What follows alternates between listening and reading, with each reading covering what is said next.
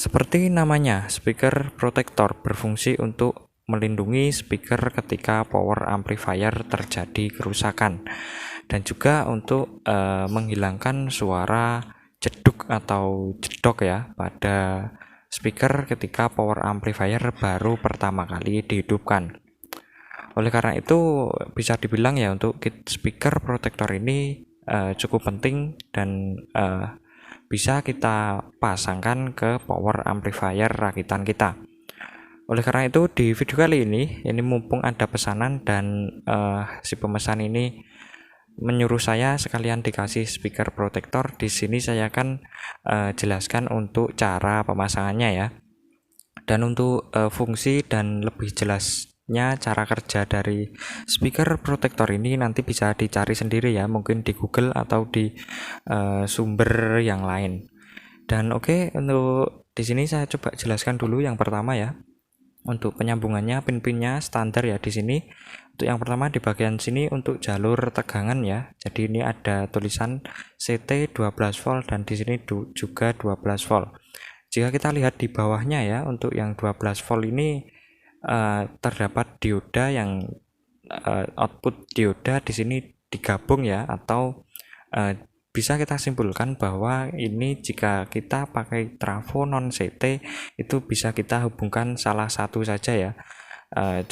Kita ambil contoh ketika di trafo kita di tegangan ekstra hanya ada CT dan 12 volt, bisa kita sambungkan ke CT ke bagian CT sini ya, dan 12 volt di bagian salah satu pin ini.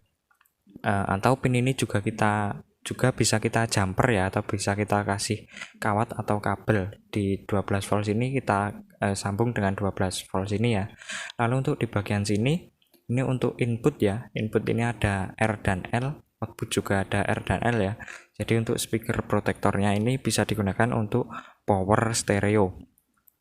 Oleh karena itu di sini ada dua relay ya untuk memutus dan menyambungkan untuk sinyal audionya atau signal ke speaker ya.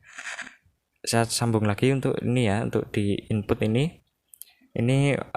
jalurnya ini dari output kit driver power amplifier ya.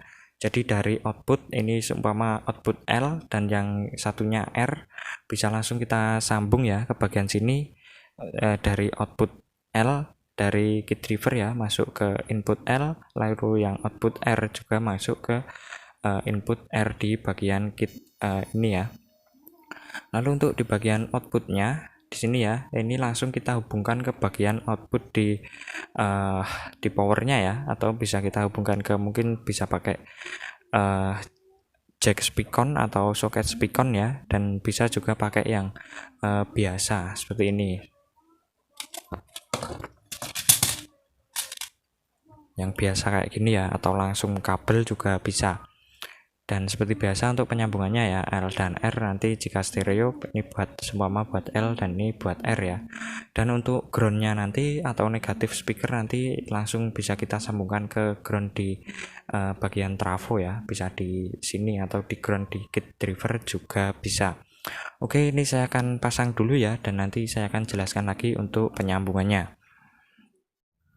Oke, jadi ini sudah saya rakit ya tadi, dan untuk proses penyolderan sengaja saya skip ya agar mempersingkat durasi. Dan untuk di sini saya akan jelaskan untuk penyambungannya ya secara detail. Untuk yang pertama ini jalur tegangan dulu ya. Jadi seperti yang saya jelaskan tadi, ini ada CT 12 dan 12 ya. Ini saya gunakan satu saja, yaitu di pin CT dan 12.